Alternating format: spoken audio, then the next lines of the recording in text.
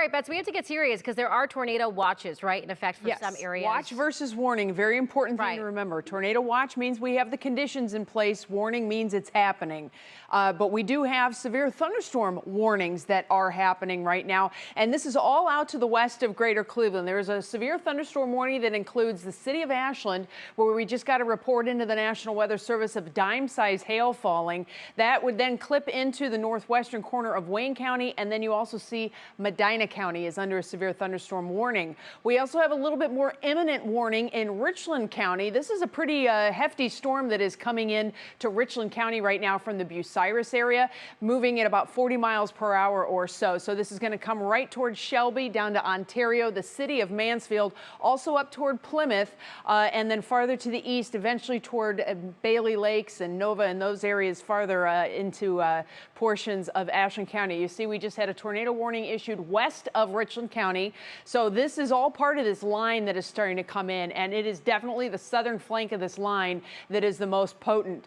Down in this area, the radar beam is sitting about 7,500 to 8,000 feet above the surface, so it's a little tricky, but we have seen signs of circulation in places like Marion. This same storm continues to move to the east, so we would have to say, friends in Belleville, down in southern sections of Richland County, also into the Lexington area, heads up, because you have the potential for this storm, which has a history of rotation, to continue to move east toward the I-71 corridor. Talking about North Woodbury at 434, 442 into Bangerville, 446 into Belleville, and Hastings at 452 if everything is moving at about 40 miles per hour. So southern sections of Richland County right now, you are under the biggest threat as far as the tornado potential. But with a high wind threat and also hail potential that is moving into northern portions of Richland County, and there's also been some signs of some circulation. It's not very organized, but there has been some circulation just to the west of Shelby, and that is going to impact areas of northern portions of Richland County.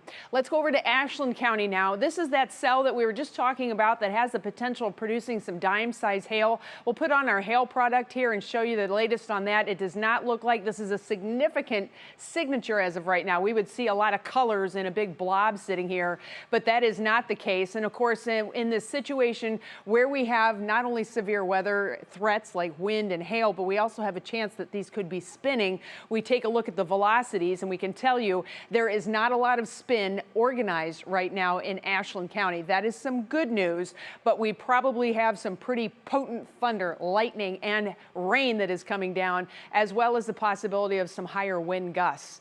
Meanwhile, farther to the north, there is another potent line or a part of this line that is now coming into western sections of Erie and Huron County. So heads up for Huron County. This is pretty potent and will continue to move to the east at about 40 miles per hour. So I'm going to go ahead and just pop this back out into the big picture here, and I'll put a track on it that will take it over farther to the east, because if we are talking about this thing moving at about 40 miles per hour or so, we're still about an hour and a half out of Cleveland. 454 into Oberlin, 505 Elyria, 522 for Brunswick, 532 for Lakewood, and 540 for Cleveland. This is going to impact the evening commute with very heavy rain, possibility of some high winds, and maybe some hail.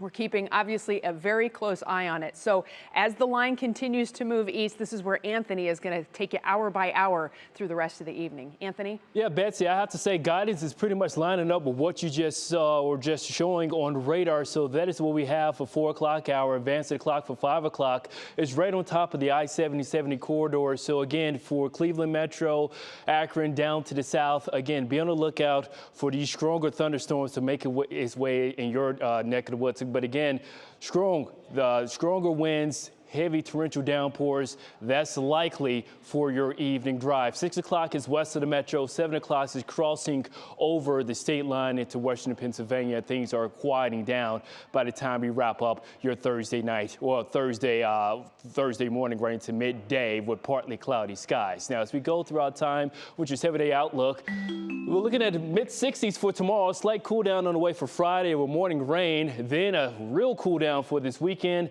Lower 50s, even a frost possibility for your Sunday morning. We'll have more news coming up after the break.